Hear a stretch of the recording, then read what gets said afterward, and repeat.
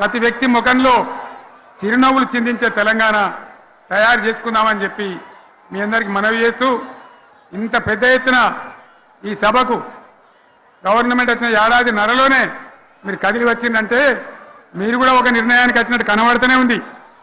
ఓట్లు ఎప్పుడు వస్తాయని చూస్తాను. నేను ఇంకో మాట చెప్పాలి, ముఖ్యమైన మాట ఏంటంటే వీళ్ళు అక్కడిక్కడ ఎందుకని మీరు లేచొచ్చిండ్రు ఫోటోల కోసం.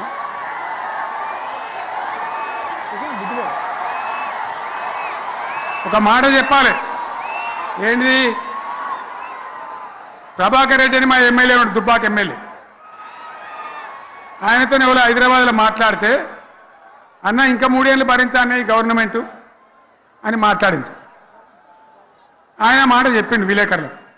అలా చూసారా మా గవర్నమెంట్ పడగొడతారట. మేమెందుకు పడగొడతాం రా భయ్, మాకేమైనా కాల్చేరు గురుగులో పెట్టినాయా? మేమా కిరికిరి పని చెయ్యం బిడ్డ, మీరే ఉండాలి. ఓట్లు తీసుకున్నారు, చక్కగా పని చేయకపోతే మీ ఈపులు ప్రజలే సాఫ్ చేస్తారు, అంతే కదా. మేము పడగొట్టాం, మీ గవర్నమెంట్ పడగొట్టాం.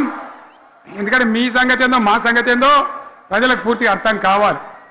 గులాబీ సైనికులకు నాది ఒక్కటే మాట, మనం ఏనాడు మనం పుట్టిందే పదవులు త్యాగం చేసి, పుట్టిందే రాష్ట్ర సాధన కోసం, స్వార్థం కోసం మనం పనిచేయలే.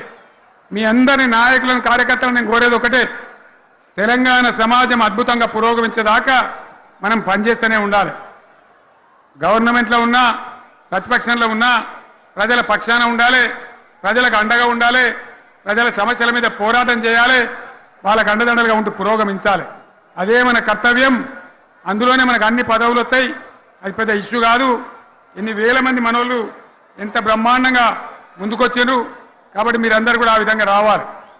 లాస్ట్ మాట, ఈ సభ నిర్వహించినటువంటి మిత్రులు పోచంపల్లి శ్రీనివాసరెడ్డి గారికి, వినయ్ భాస్కర్ గారికి, పెద్ది సుదర్శన్ రెడ్డి గారికి, రవీంద్రరావు ఎమ్మెల్సీ గారికి, వారికి నేను ధన్యవాదాలు చెప్తా ఉన్నా.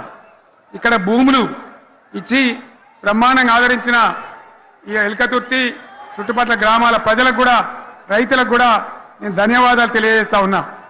ఈ రజతోత్సవ శుభాకాంక్షలు మీ అందరికీ మరొకసారి తెలియజేస్తూ నేను మీరు సెలవు తీసుకుంటా ఉన్నా. జై తెలంగాణ, జై తెలంగాణ, జై తెలంగాణ. ధన్యవాదాలు. ఇప్పుడు లొలిపెట్టరా పై, బాగా లొలిపెట్టారు.